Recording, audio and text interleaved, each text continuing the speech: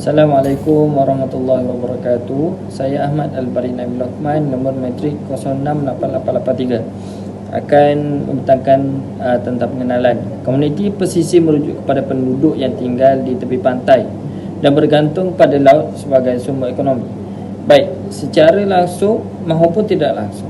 Di Malaysia, zon pinggir pantai ditakrifkan sebagai kawasan daratan yang meluas hingga beberapa kilometer ke dalam dari garis pantai, bermula dari pertemuan antara air, laut dan daratan. Jika zon pinggir pantai melibatkan paya bakau atau nipah, ia termasuk daratan sehingga 5 km dari tepi paya bakau atau nipah. Bagi kes paya gambut, zon pesisir bermula dari garis pantai dan boleh melebihi 5 km lebarnya. Zon pinggir pantai ini merangkumi kira-kira 15% daripada luas Malaysia, kecuali wilayah Persekutuan, Kuala Lumpur dan Putrajaya. Ciri-ciri kawasan ini bervariasi bergantung pada lokasi dan profilnya. Sebagai contoh, pantai barat Semenanjung Malaysia kebanyakannya berlumpur kerana hutan paya laut, sementara pantai timur biasanya berpasir dengan hutan ditoroka pamah di beberapa kawasan. Pembangunan adalah usaha untuk memajukan masyarakat atau negara dari keadaan mundur kepada kemajuan. Ia melibatkan perubahan ekonomi, politik, sosial, pendidikan, psikologi dan lain-lain. Pembangunan tidak hanya berkaitan dengan pertumbuhan ekonomi, tetapi juga melibatkan perubahan dalam nilai sosial dan adat yang mungkin menghambat pertumbuhan ekonomi. Oleh itu, aktiviti pembangunan yang terarah dapat membuka peluang kepada mereka untuk meningkatkan taraf hidup dan mengurangkan kemiskinan. Pelancongan adalah pergerakan sementara seseorang dari tempat tinggal atau tempat kerja ke destinasi lain, melibatkan pergerakan atau perjalanan ke destinasi tersebut.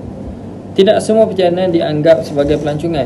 Ia boleh melibatkan penginapan semalam atau tidak, dan kebiasaannya tidak melebihi 1 tahun berturut-turut. Pelancongan melibatkan interaksi antara pelancong, penyedia perkhidmatan pelancongan, tuan rumah, masyarakat dan persekitaran. Sektor pelancongan memberi sumbangan besar kepada ekonomi global, termasuk di Malaysia, terutama dalam pembangunan pelancongan berkonsep alam semula jadi di kawasan pinggir pantai seperti Terengganu. Okey, seterusnya kita pergi ke permasalahan kajian. Okey, salah satu destinasi pelancongan utama di negara kita adalah Terengganu. Hal ini disebabkan oleh pesisiran pantai terpanjang dan indah yang dimiliki Terengganu, iaitu sepanjang 244 km. Dengan keistimewaannya, terdapat tasik buatan terbesar di Asia Tenggara dan juga pulau-pulau di sebalik. Keterlibatan komuniti dalam pengenalan pelancongan dianggap sebagai faktor yang penting dalam menyumbang kepada kejayaan sektor tersebut. Namun, keterlibatan serta sokongan komuniti terhadap pembangunan pelancongan adalah bergantung kepada persepsi mereka, sama ada positif atau negatif. Kerana persepsi yang positif akan mendorong mereka untuk terlibat dalam aktiviti tersebut, sementara persepsi yang negatif akan mengakibatkan penolakan terhadap pembangunan pelancongan yang dijalankan. Kesan fizikal daripada pelancongan boleh mengakibatkan perubahan dalam landscape serta alam sekitar destinasi pelancongan. Ini mungkin memberi kesan yang buruk pada alam sekitar, flora dan fauna akibat pembinaan infrastruktur pelancongan seperti hotel, jalan raya dan kemudahan rekreasi. Pelancongan juga mungkin menimbulkan kesan sosial dan konflik, termasuk perubahan dalam budaya serta nilai sosial, gaya hidup, peningkatan kos sara hidup dan struktur sosial komuniti tempatan. Ini disokong oleh tokoh-tokoh yang menekankan bahawa pelancongan telah menyebabkan impak yang pelbagai terhadap isu-isu sosial dan alam sekitar seperti pencemaran ekosistem dan pengaruh terhadap budaya tempatan dalam komuniti. Beliau juga menekankan bahawa impak sosial dan alam sekitar ini tidak seimbang dengan keuntungan ekonomi yang diperoleh oleh komuniti yang terlibat serta pihak yang berkepentingan. Oleh itu, kajian ini bertujuan untuk menyelidik faktor-faktor yang mungkin mempengaruhi keterlibatan komuniti dalam pembangunan pelancongan.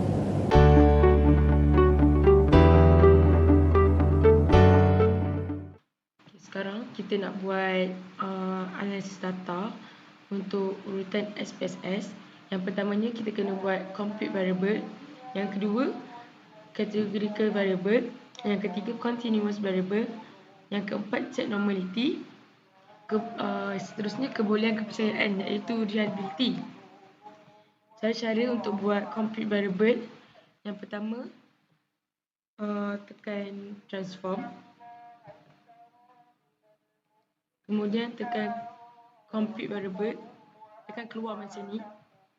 Okey, kat sini kita buat total A. Sebab apa total A? Sebab kita nak tahu dia ada 4 soalan yang menunjukkan 3 IB 1 DV. Jadinya setiap soalan tu ada 5, setiap bahagian tu ada 5 soalan. Jadinya kita kena letak semua sekali. Nombor tekan kurungan sini, kemudian tekan tambah dan letaklah semua bahagian. Dan bahagi dengan 4. Kenapa kena bahagi dengan 4? Sebabnya kita ada 4 soalan, 4 bahagian. Tekan OK. Dia akan keluar kat sini. Seterusnya kita akan buat yang sama untuk bahagian soalan nombor 2, 3 dan juga 4. Transform complete variable. Ni kita tukar total B. This one B, B, B, B, B.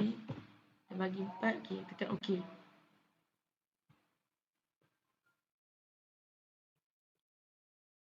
Kemudian sama juga kita kena buat sampai habis. Transform complete variable C, C, C, C, C, C. Okey. Okey, last kali. Transform complete variable D, total D, D, total D, bagi dengan 4 dan kemudian OK. Okay, sekarang dah akan jadi macam ni. Seterusnya kita akan buat categorical variable. Okey, cara untuk run dia pula, yang pertama pergi ke tempat data yang tadi. Okey, kemudian kita tekan analyze. Kemudian cari descriptive statistik. Lepas tu tekan frekuensi. Kita kena masukkan 5 demografi yang dekat variable. Contohnya macam ni. Okey, ni demografi. Ada 1, 2, 3, 4, 5, 6. Okey, disebabkan ada 6, ambil je 6. So, umur, jantina, status perkahwinan, tak pendidikan, kategori. Okey.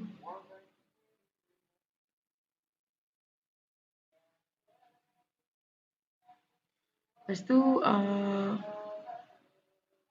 kita tekan OK. Dia akan keluar macam ni. Statistik perkahwinan berapa. Missing dia, kena pastikan kosong.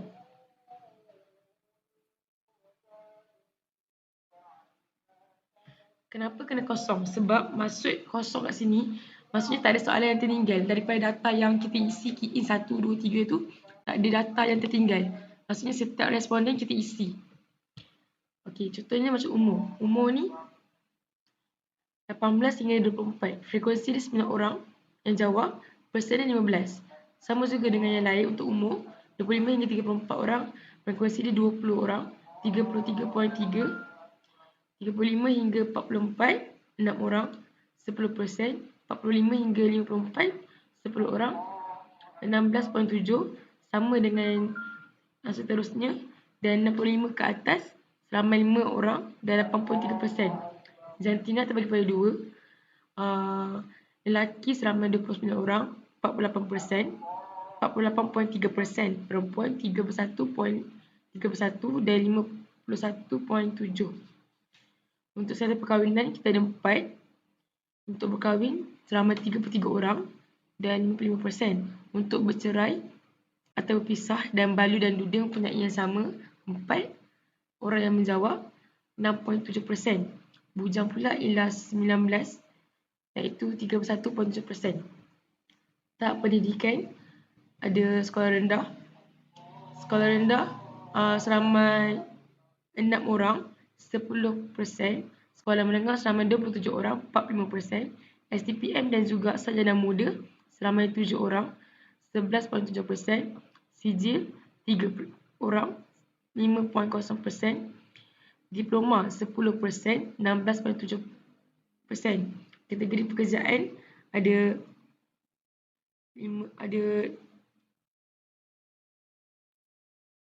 5. Untuk sektor awam seramai 12 orang, 20%. Sektor swasta bekerja sendiri, tidak bekerja, seramai 15 orang yang menjawab, iaitu 25%. Lain-lain ialah 3%, 3 orang sebanyak 5%.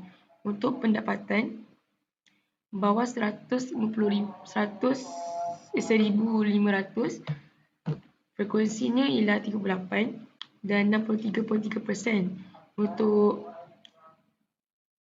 pendapatan sebanyak 1,501 sehingga 3,000 seramai 16 orang, iaitu 26.7%. 3,001 sehingga 4,500 iaitu 4 orang, 6.7%. 4,001 dan ke atas ialah 2 orang, 3.3%.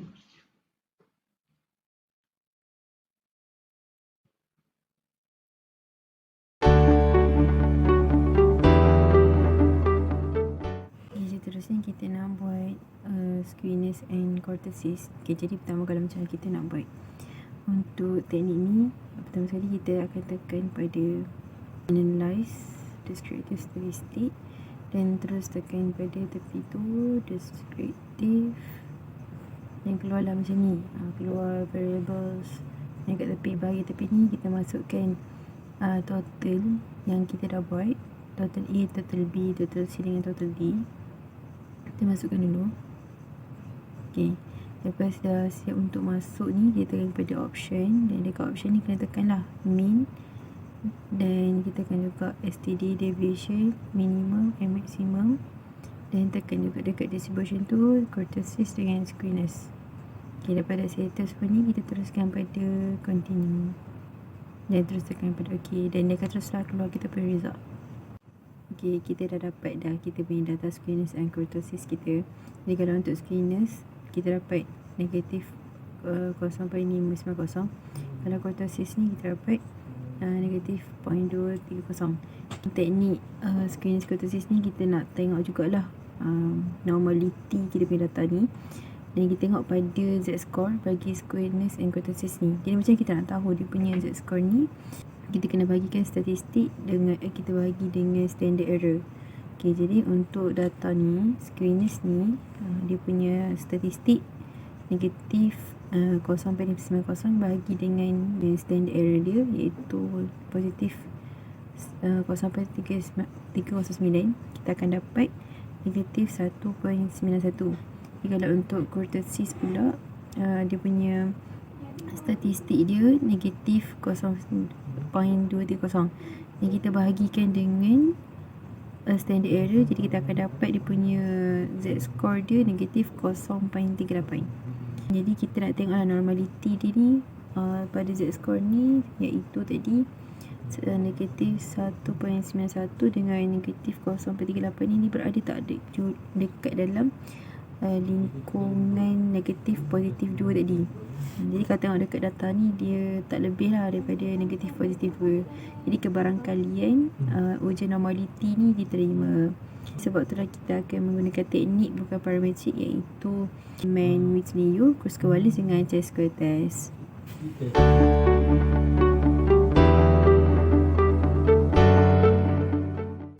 Sekarang saya akan tunjukkan macam mana nak run untuk normality. Okey, tekan analyze. Pilih descriptive statistik, pilih explore dan masukkan IV dan DV.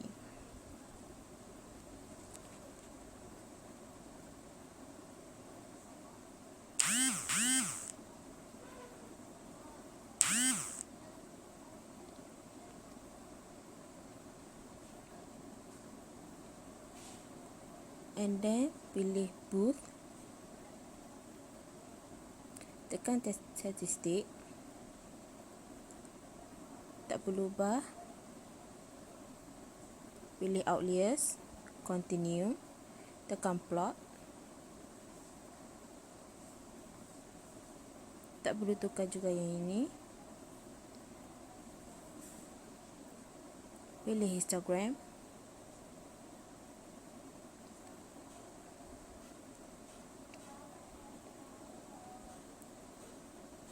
pilih normality plot,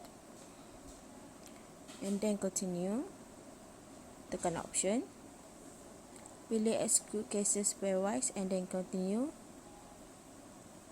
and then tekan OK. Dan sekarang adalah menunjukkan tabel-tabel bagi normality, histogram, normal p-plot, dan juga ada Q-ness dan kurtosis.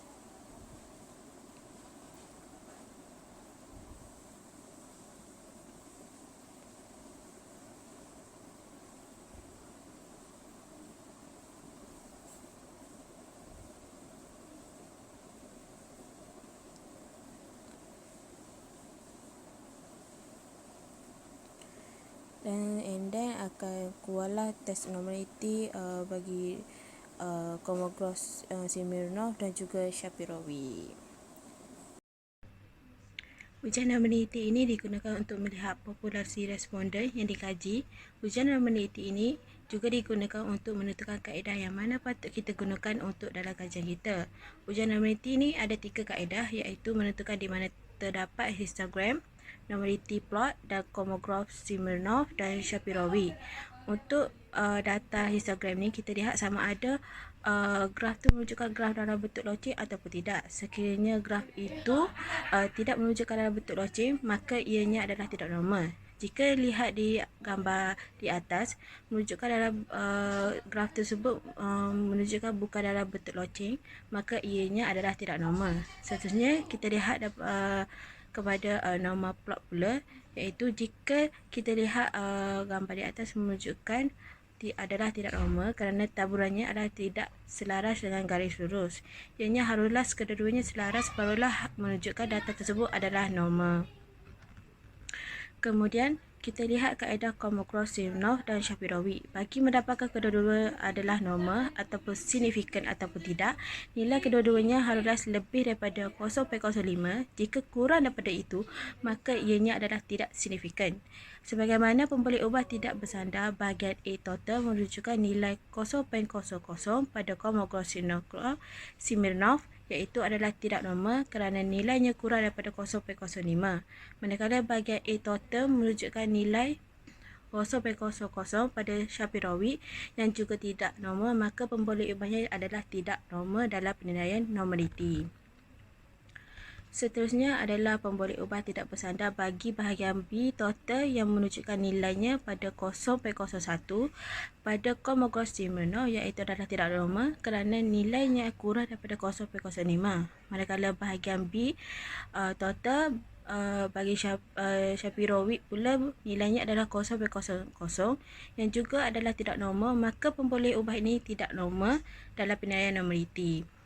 Begitu juga dengan bahagian C total pada Kolmogorov-Smirnov, iaitu nilainya adalah 0.00 adalah tidak normal kerana nilainya kurang daripada 0.05. Manakala bahagian C total yang menunjukkan pada Shapirov juga adalah tidak normal kerana nilainya 0.00, maka pemboleh ubah ini tidak normal dalam penilaian normality. Akhir sekali adalah bahagian D total yang menunjukkan nilai 0.82 pada Kolmogorov Smirnov, iaitu adalah normal kerana nilainya lebih daripada 0.05. Manakala bahagian D total menunjukkan nilai 0.03 pada Shapirovic yang juga yang mana adalah tidak normal. Maka pemboleh ubah ini tidak normal pada penilaian normaliti kerana kita melihat Shapirovic yang mana nilainya lebih kuat berbanding Kolmogorov Smirnov. Hasilnya kita melihat kepada squamous dan kurtosis pula. Terdapat jadual di atas di mana bahagian D iaitu DV yang menunjukkan squamous dan kurtosis. Jadual ini adalah untuk kita menilai normaliti pada DV, iaitu di mana nilai Z score bagi squamous dan kurtosis perlu dikira terlebih dahulu. Nilai Z score bagi squamous adalah hasil bahagi antara nilai statistik dengan standard error, iaitu 0.590 bahagi 0.309, iaitu mendapat 1.91, manakala nilai Z score bagi kurtosis adalah negatif 0.230 bahagi dengan 0.608 akan dapat negatif 0.38. Disebabkan nilai kedua-dua Z score bagi squamous dan kurtosis ialah negatif 1.91 dan negatif 0.38 adalah lebih kecil dari nilai 2, maka kebarangkalian ujian normaliti adalah diterima. Hasil daripada ujian Z score ini, kajian ini menggunakan teknik bukan parametrik, iaitu ujian Matt-Whitney-U, Kruskal-Wallis dan Chi-square test. Okey, kita masuk kepada pemboleh ubah tidak bersandar. Yang pertama iaitu bahagian A, iaitu kemahiran komunikasi KK1. Nilai combo alpha ialah sebanyak 0.84, yang mana ini menunjukkan tahap kepercayaan KK1 ini atau kemahiran komunikasi adalah pada tahap yang tinggi, yang mana dalam lingkungannya adalah 0.7 hingga 0.9. Ini bermaksud responden daripada kajian kami ini memahami yang mana soalan-soalan yang kami berikan kepada mereka. Seterusnya, saya akan masuk dengan kebolehpercayaan dan kesahan yang akan digunakan dalam combo alpha. Combo alpha ini digunakan untuk melihat sejauh mana para responden untuk memahami soalan-soalan yang diberi. Contohnya, nombor 1, kita kena tahu cara baca satu-satu pemboleh ubah itu, iaitu nilai combo alpha yang kita dapat kurang daripada 0.5 menunjukkan responden itu tak faham langsung soalan yang diberi oleh mereka. Manakala yang kedua, jika nilai combo alpha iaitu lingkungan 0.5 hingga 0.7, maka tahap pemahamannya adalah sederhana. Manakala yang untuk ketiga ialah jika nilai combo alpha itu dalam lingkungan 0.7 hingga 0.9, maka tahap pemahamannya responden adalah tinggi. Manakala yang terakhir sekali, jika nilai combo alpha 0.9 dan ke atas, maka tahap pemahamannya responden adalah paling tinggi ataupun dinamakan sebagai cemerlang. Yang kedua ialah bahagian B, iaitu kemahiran pemikiran kritis, iaitu KPK1. Okey, nilai combo alpha ialah sebanyak 0.90, yang mana ini menunjukkan tahap kepercayaan KPK1 ataupun kemahiran pemikiran kritis adalah pada tahap yang tinggi, iaitu dalam kalangan 0.7 hingga 0.9. Ini bermaksud responden daripada kajian kami ini memahami soalan-soalan yang disediakan. Okey, kita masuk pula pemboleh ubah tidak bersandar. Yang ketiga, bahagian C ialah kemahiran etika dan moral, iaitu KEDM1. nilai combo alpha sebanyak 0.84. Ini menunjukkan tahap kepercayaan bahagian KEDM1 ataupun kemahiran etika dan moral adalah pada tahap yang tinggi, yang mana menunjukkan lingkungan 0.7 hingga 0.9. Ini bermaksud responden daripada kajian kami ini memahami soalan-soalan yang kami sediakan atau kami memberikan kepada mereka.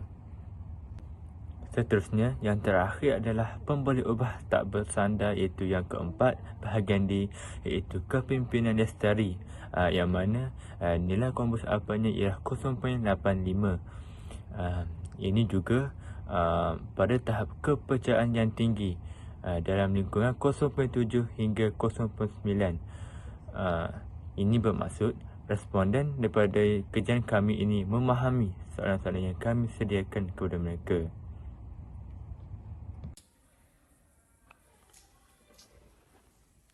Assalamualaikum warahmatullahi wabarakatuh. Saya Muhammad Dini Rafiq bin Rasidi. Nombor matrik saya 098118. Okey, hari ini saya akan menjelaskan tentang kepercayaan, iaitu Cronbus alpha. Okey. Pertama kali kita tekan analyze.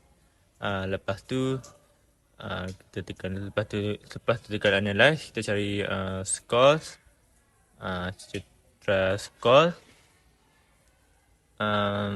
Scroll okay. Lepas tu kita tekan reliability analyze, berklik. Lepas tu kita masukkan 5 soalan tu ke dalam item. Contohnya bahagian pertama, bahagian A, bahagian kedua A2, bahagian A3, A4 dan A5 untuk sebuah soalan. Lepas tu kita masukkan, kita jangan lupa kita tekan statistik. Okey, kita tekan item, klik item, score of item selected, correlation, lepas tu continue. Jangan lupa dekat score label kita buat ni score life satisfaction. Kalau boleh semuanya huruf besar, baru kita nampak dominan. Okey. Okey. Itulah, kita boleh tengoklah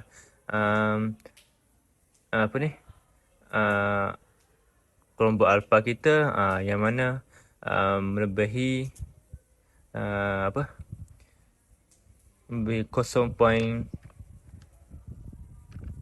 Yang mana 7.9 tu 0.84 itu adalah tinggi. So kita dah dapat kelompok alpha dia. Itulah. Jadinya jolaknya adalah dalam kalangan tinggi. Okey. Macam itulah. Seterusnya kita masukkan ke bahagian keduanya. Kita tekan analyze. Kita macam biasa tadi, kita masuk score. Lepas tu kita keluarkan bahagian A1, A2, A3, A4, A5. Kita pun masukkan soalan baru, iaitu kita ambil bahagian B1, B2, B3, B4 dan B5. Lepas tu kita buat macam tadi lah, tekan statistik, tekan item, yang score, yang macam tadi correlation,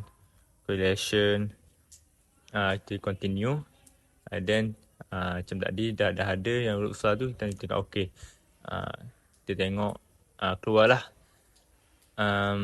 jumlah jolat kombinasi alpha kita yang untuk bahagian B. Okey, dah keluar jolak untuk kos besar alpha kita untuk bahagian B, iaitu 0.9. 0.9 ni dalam kalangan tinggi lah, antara 0.7 dengan 0.9. Macam tu lah dia keluar lah. Setiap kita dah run apa semua untuk kelompok alpha. Okey, kita teruskan untuk soalan yang ketiga macam tadi. Tekan analyze. Tekan analyze. Lepas tu kita cari macam score, ability, analyze. Kita keluarkan soalan B tadi tu. Kita keluarkan B4, B5. Lepas tu kita masukkan bahagian yang baru lah, bahagian C. Pertama, C2, C3, C4, C5. Okey, lepas tu kita statistik macam tadi. Semua dah klik apa semua. Jadi dia auto click, collection apa semua, collection continue. So kita tekan OK. Okey, keluarlah keputusan apa kita untuk bahagian C. Julat untuk keputusan korang besar alpha untuk bahagian C kita dapati 0.84. Jadi bahagian untuk soalan sini dalam kalangan tinggi lah, di antara 0.7 dan 0.9. Okey, untuk yang keempat itu D. Tekan D macam biasa, tekan analyze, score, readability. Kita keluarkan soalan-soalan tadi bahagian C apa semua, C3, C4, C5. Lepas tu kita masukkan yang tadi, D pertama, D2, D3, D4, D5. Jangan lupa statistik, macam dah keluar klik-klik macam tadi, item, score apa semua, kita teruskan continue. Dan kita check score label, OK. Dah keluar keputusan julat kita untuk soalan bahagian D. Jadi kita boleh tengok julat korang besar alpha dia 0.85. Jadi dalam kalangan tinggi lah, antara 0.7 dengan 0.9. Macam tu lah kita nak run kelompok alpha.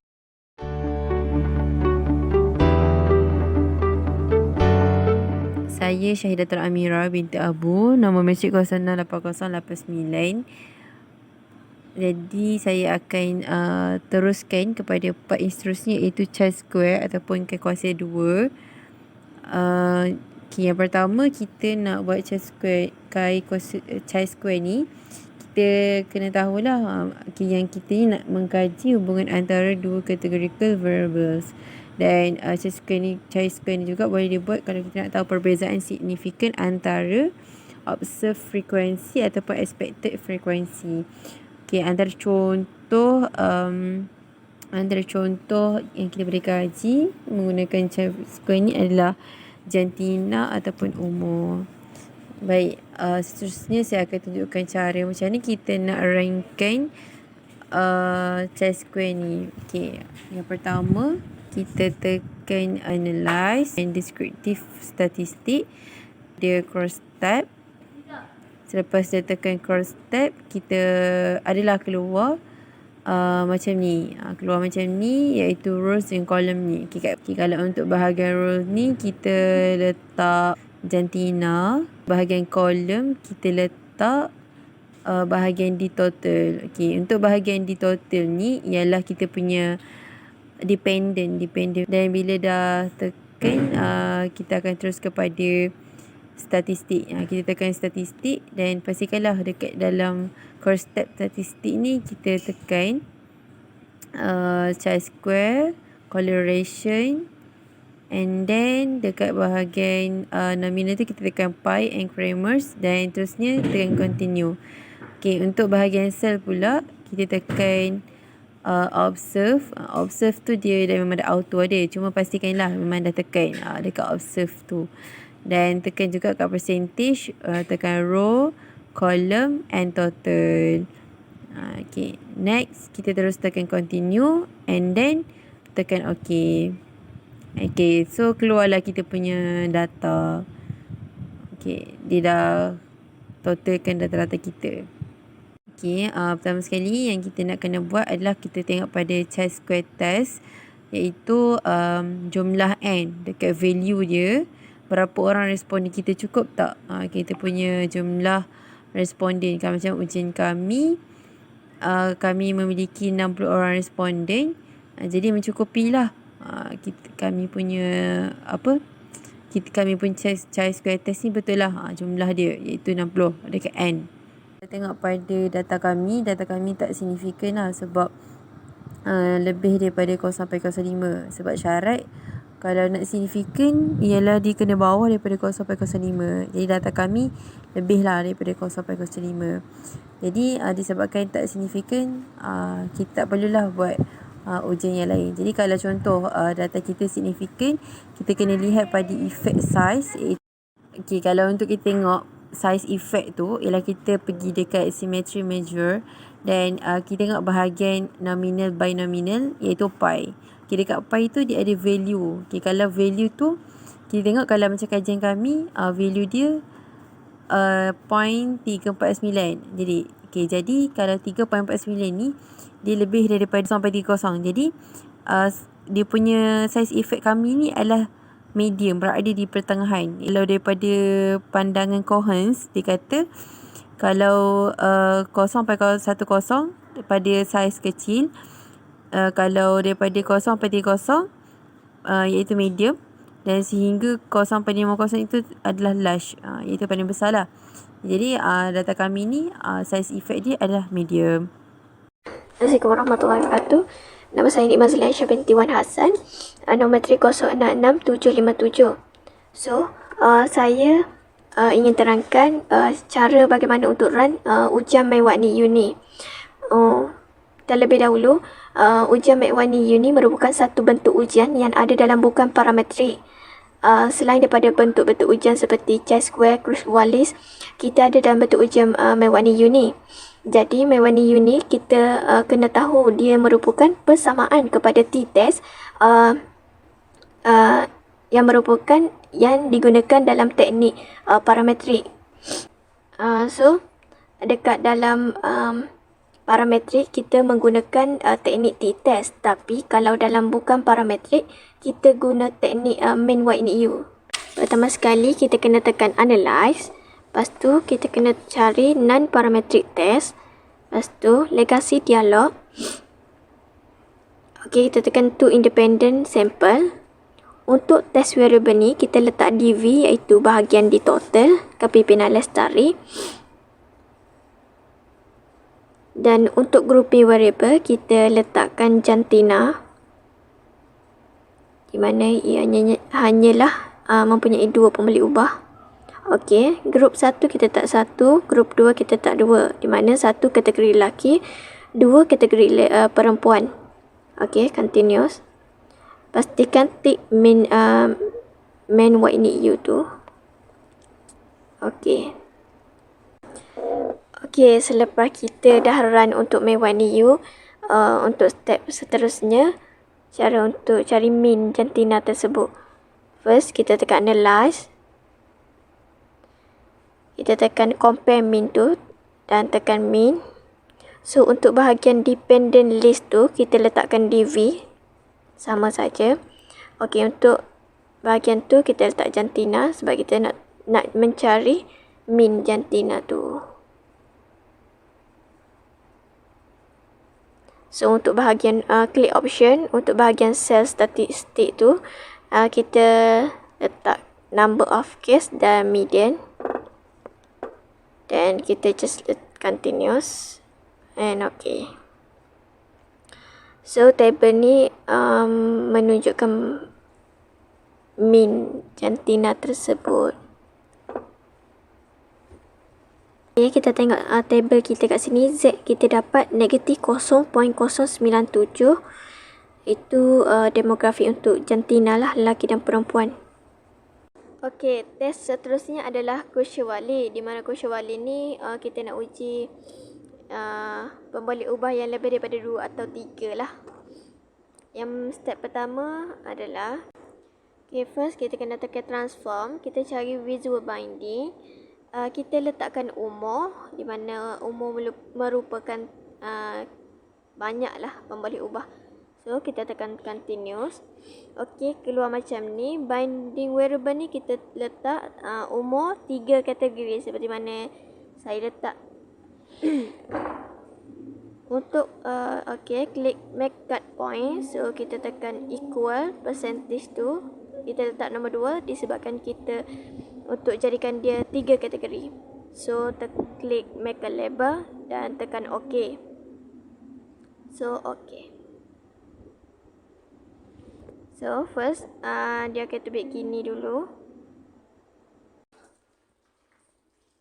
OK, untuk step yang kedua adalah kita akan tekan analyze. Lepas tu kita cari non-parametric test dan kita tekan legacy dialog. Then kita tekan key independent sample. Okey, untuk test variable kita letak DV kita. So untuk bahagian grouping variable ni kita letak umur yang telah dibindingkan tadi, yang step yang pertama tadi. Okey, untuk range kita akan letak maksimum adalah 1. Minimum adalah 1, maksimum adalah 3. Okay, kita tekan continuous. Okay. So, keluarlah table crush kewali kita.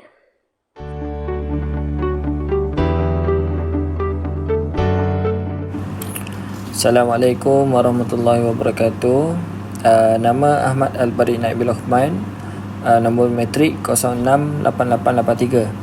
Saya akan meneruskan pembentangan iaitu berkenaan dengan korelasi dan juga regresi. Okey, yang pertama adalah untuk run ataupun untuk menjalankan bagaimana regresi ini, kita boleh untuk first tekan analyze dan pergi ke regression. Seterusnya adalah linear. Okey, untuk yang pertama, di dalam linear regression ni kita akan ada dependent dan juga independent. Yang mana projek 3 independennya adalah kemahiran komunikasi, kemahiran pemikiran kritis, kemahiran etika dan moral. Dan DV-nya iaitu kepimpinan lestari. Okey. Untuk total A okey. Total A sehingga total B dan juga total C adalah IV, yang mana total D DV.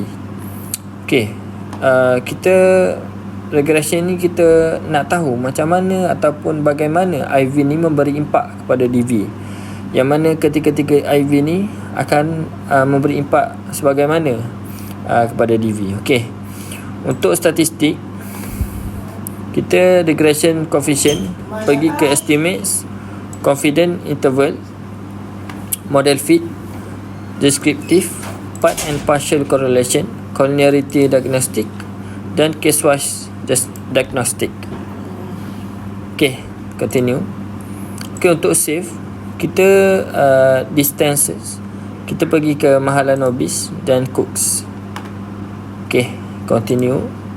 Dan akhir sekali iaitu plot, yang mana untuk kotak Y kita ambil ZRESID dan untuk kotak X kita ambil ZPRED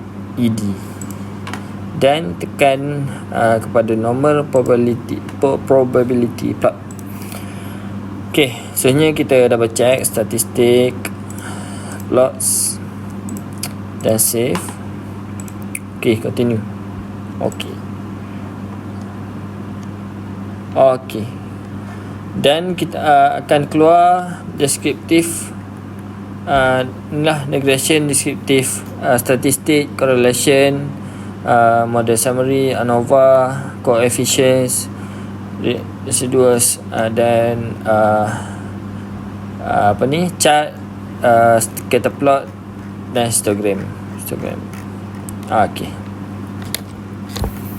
Okey, untuk yang pertama, untuk descriptive statistik yang mana bahagian D total iaitu DV kita, dan bahagian A, bahagian B, bahagian C adalah IV, yang mana total responden adalah seramai 60 orang. Untuk correlation ni adalah bagaimana kita nak tengok impak kepada IV dengan DV. Bahagian D total kita boleh lihat pada bahagian A 0.478, bahagian B 0.596 dan bahagian C 0.644. Okey, seterusnya adalah kita lihat pada model summary. Model summary adjusted R-square. Kenapa kita buat adjusted R-square? Kerana responden kurang daripada 100 orang. Kerana responden adalah hanya seramai 60 orang. Yang mana R-square 0.54, yang mana apabila dibundarkan kepada peratusan menjadikan R-square 54.9% yang memberi impak kepada kajian ataupun memberi impak kepada DV.